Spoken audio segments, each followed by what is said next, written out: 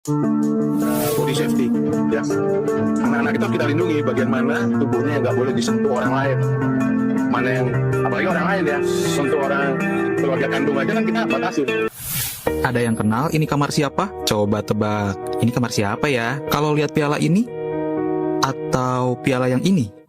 Ada fotonya. Pasti udah pada bisa nebak kan ini kamar siapa? Yap, siapa sih yang nggak tahu Kak Ruben Onsu? Seorang artis multitalenta yang kita kenal sebagai komedian, presenter, aktor, penyanyi, sekaligus juga pembisnis yang sukses di Indonesia. Beliau menghubungi Saera untuk mengubah tampilan kamar ini agar terasa lebih hangat, elegan, dan nyaman. Sebelumnya, kamar ini sebenarnya udah rapih ya, tapi dindingnya masih menggunakan cat yang warnanya polos, sehingga suasananya terasa kayak biasa aja dan ada yang kurang gitu kan.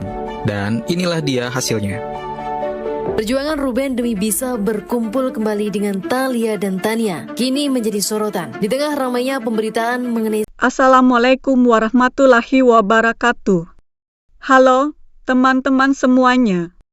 Selamat datang kembali di Hanel Surapentol, Hanel yang selalu membahas dan memberikan reaksi terhadap berbagai peristiwa viral, kontroversi, dan komentar-komentar netizen yang sedang ramai diperbincangkan. Pada video kali ini kita akan membahas Ruben Onsu yang kembali menjadi sorotan publik.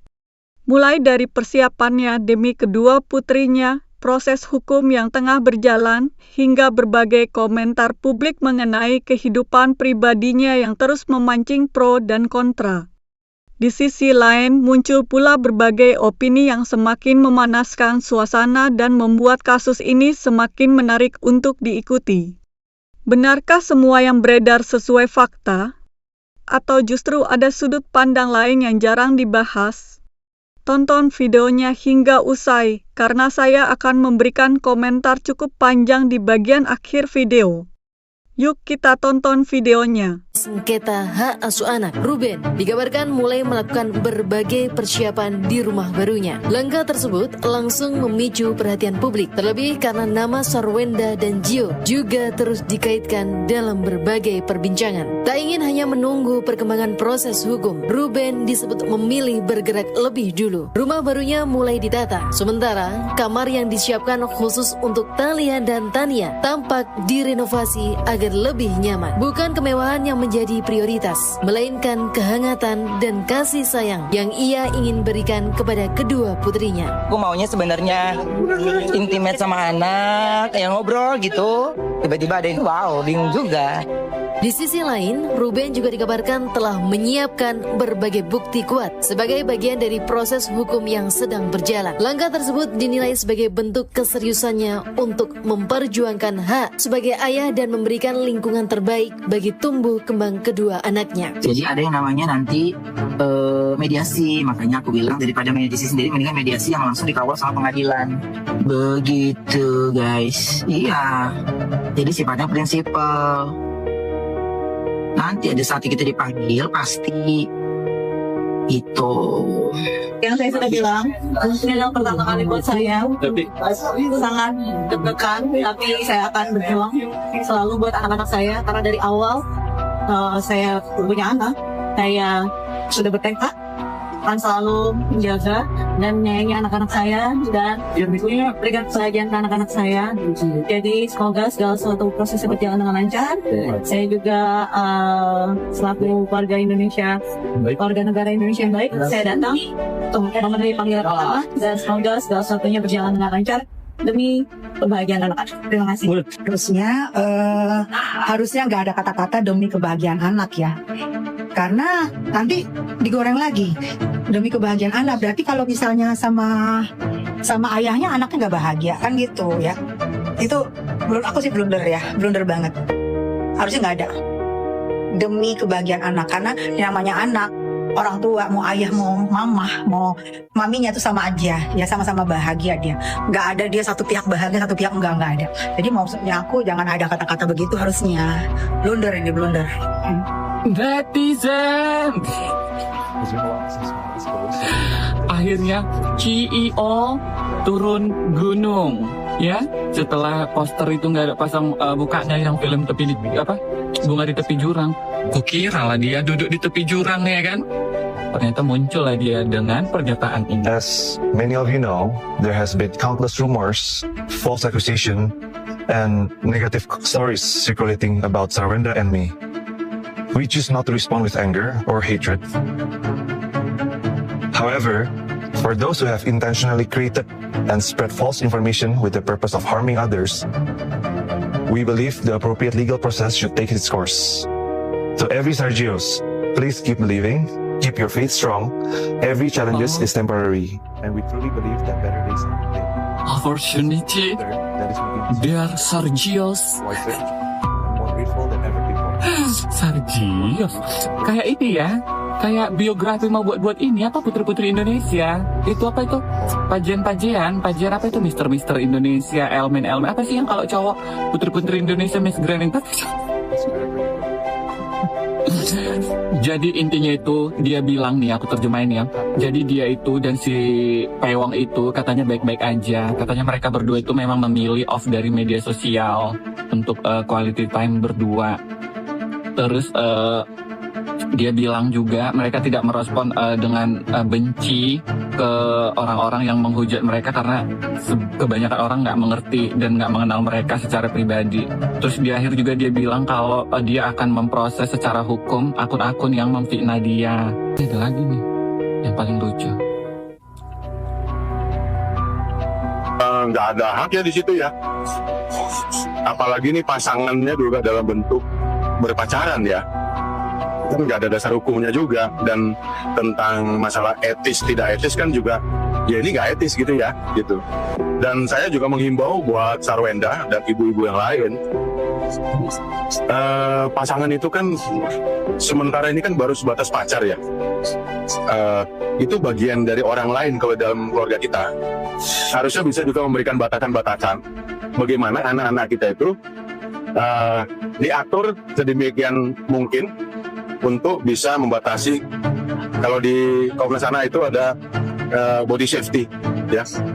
Anak-anak kita harus kita lindungi bagian mana tubuhnya yang nggak boleh disentuh orang lain, mana yang apalagi orang lain ya.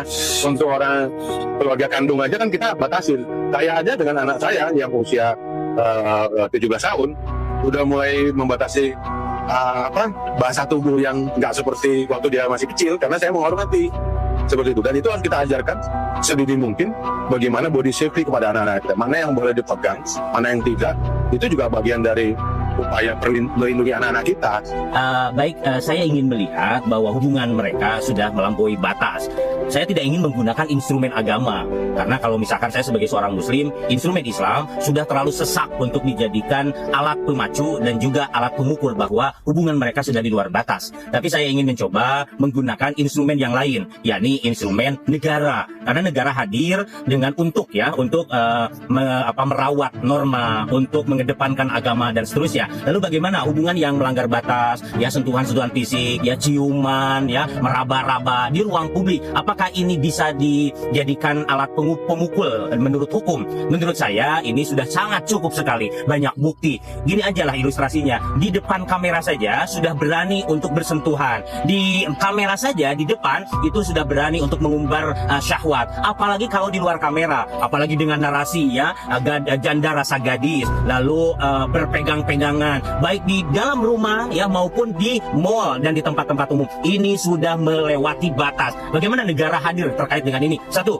kita memiliki undang-undang namanya Undang-Undang Perkawinan nomor 1 tahun 1974 yang direvisi menjadi Undang-Undang nomor 16 tahun 2019. Pada prinsipnya ada 4 prinsip dalam undang-undang itu. Satu, bahwa pernikahan kita itu lebih kepada monogami ya, monogami. Artinya ketika ada poligami diperbolehkan, tapi dengan banyak syarat, terutama izin dari istri yang pertama. Yang kedua, pencatatan, bahwa ketika menikah kita harus dicatat. Ada di dalam Islam namanya nikah siri. Itu dalam konteks di hadapan negara itu tidak diperbolehkan. Kenapa? Karena untuk melindungi hak-hak ya. Ketika sudah dicatat maka negara hadir. Ketika ada perselisihan maka negara bisa menyelesaikan. Kalau tidak dicatat maka negara abai terhadap dengan konflik-konflik itu. Ketiga ya, bahwa negara harus melindungi kewajiban dan hak suami istri itu harus adil, harus sesuai, tidak boleh ada yang dirugikan dan seterusnya. Dan yang terakhir adalah tentang bagaimana melindungi anak ya. Karena ketika sudah sudah menikah, memiliki anak, ketika bercerai karena sesuatu, maka anaklah yang sering menjadi korban. Oleh karena itu, undang-undang ini dibuat untuk melindungi dan merawat 4 hal yang tadi ya. Pencatatannya, monogaminya, hak dan kewajiban suami istri, dan juga perlindungan terhadap anak. Lalu bagaimana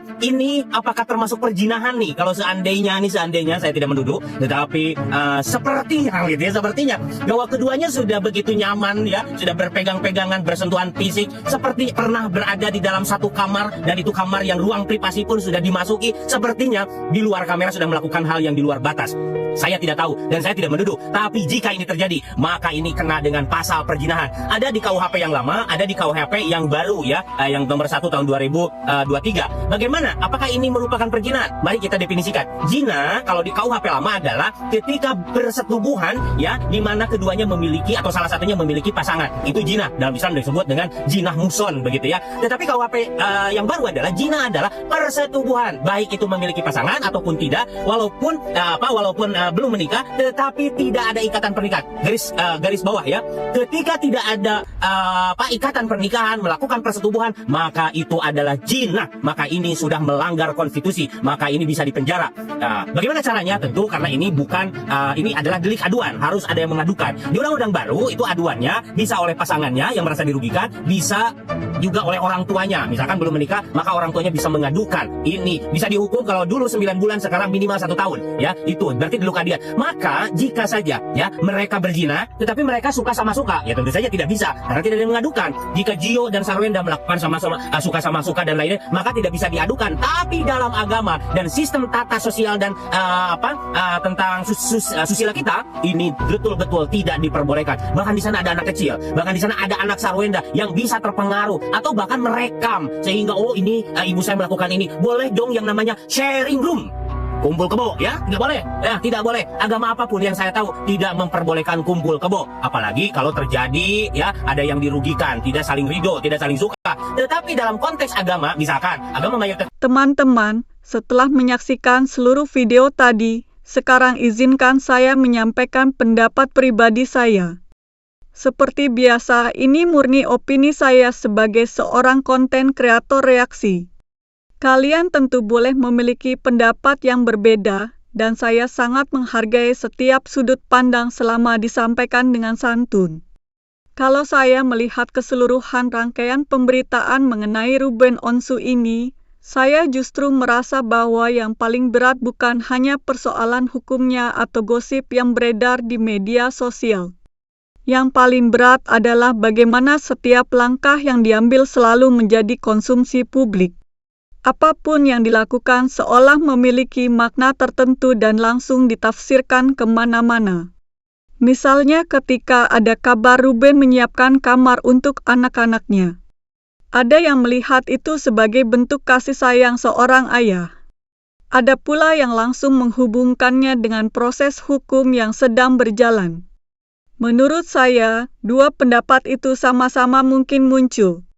Namun saya pribadi lebih memilih melihat sisi manusianya terlebih dahulu.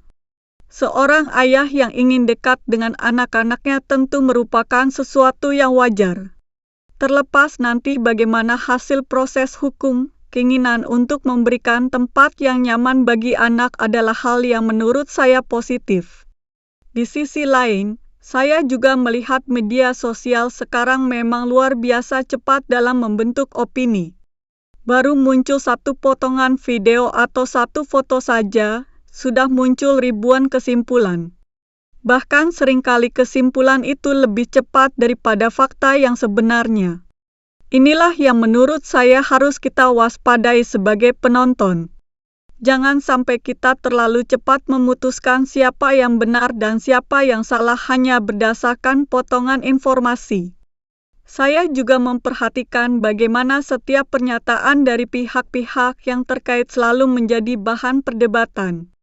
Ada yang mendukung, ada yang mengecam, bahkan ada yang membuat narasi baru yang belum tentu benar.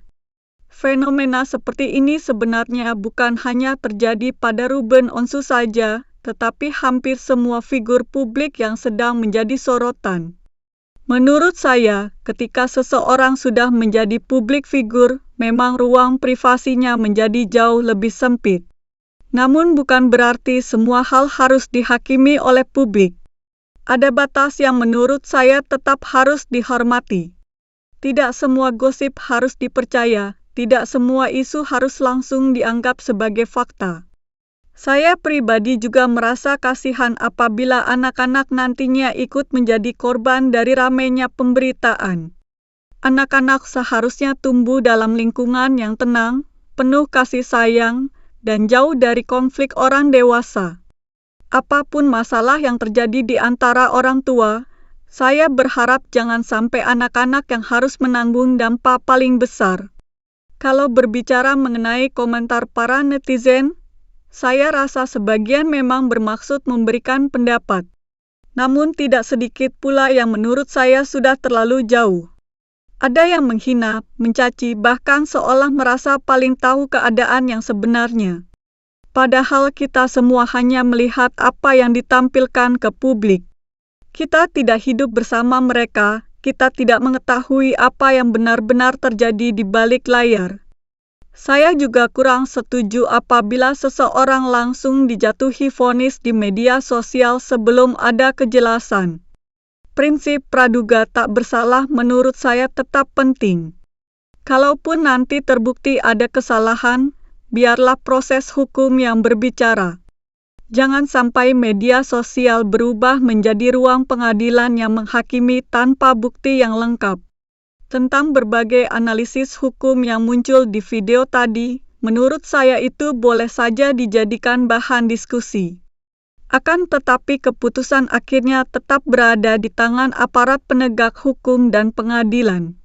Kita sebagai masyarakat cukup mengikuti perkembangannya tanpa harus memaksakan kesimpulan sendiri. Saya juga melihat bahwa masyarakat Indonesia memang sangat menyukai pembahasan mengenai kehidupan artis. Kadang-kadang perhatian terhadap kehidupan pribadi artis bahkan lebih besar dibandingkan isu-isu penting lainnya. Hal ini membuat setiap kabar kecil bisa berkembang menjadi isu nasional. Menurut saya, sebagai penonton kita juga perlu lebih bijak dalam memilih mana informasi yang memang penting dan mana yang hanya sekadar sensasi. Kalau saya boleh jujur, saya berharap semua pihak yang sedang berselisih bisa mengedepankan komunikasi yang baik, terutama jika menyangkut kepentingan anak-anak. Tidak semua persoalan harus dipertontonkan kepada publik. Ada kalanya penyelesaian terbaik justru dilakukan secara tenang tanpa harus saling membuka aib. Saya juga mengajak teman-teman agar tidak mudah terpancing oleh judul-judul yang terlalu bombastis. Banyak konten di media sosial yang sengaja dibuat sangat sensasional demi mendapatkan perhatian. Karena itu, biasakan menonton sampai selesai, membandingkan berbagai sumber, lalu mengambil kesimpulan secara objektif. Pada akhirnya, saya melihat kasus ini mengajarkan bahwa menjadi figur publik memang memiliki konsekuensi yang tidak ringan. Setiap tindakan bisa ditafsirkan berbeda oleh masyarakat. Karena itu saya berharap semua pihak lebih berhati-hati dalam bersikap, sementara kita sebagai penonton juga lebih dewasa dalam memberikan komentar. Sekali lagi saya tegaskan bahwa ini hanyalah opini pribadi saya. Saya tidak bermaksud menyudutkan siapapun, tidak pula membenarkan atau menyalahkan pihak tertentu. Saya hanya mencoba melihat persoalan ini dari sudut pandang sebagai penonton yang mengikuti perkembangan berita. Sekarang saya ingin mendengar pendapat teman-teman. Menurut kalian, bagaimana kalian melihat perkembangan kasus ini? Apakah kalian memiliki pandangan yang sama dengan saya atau justru berbeda? Silakan tuliskan pendapat kalian di kolom komentar. Mari kita berdiskusi dengan santun, saling menghormati, dan tidak saling menghina. Kalau kalian menikmati video seperti ini, jangan lupa dukung terus Hanel Surapentol dengan cara menekan tombol like, subscribe, dan aktifkan lonceng notifikasinya agar tidak ketinggalan video-video reaksi terbaru dari Hanel ini. Terima kasih sudah menonton sampai akhir. Sampai jumpa di video berikutnya. Wassalamualaikum warahmatullahi wabarakatuh.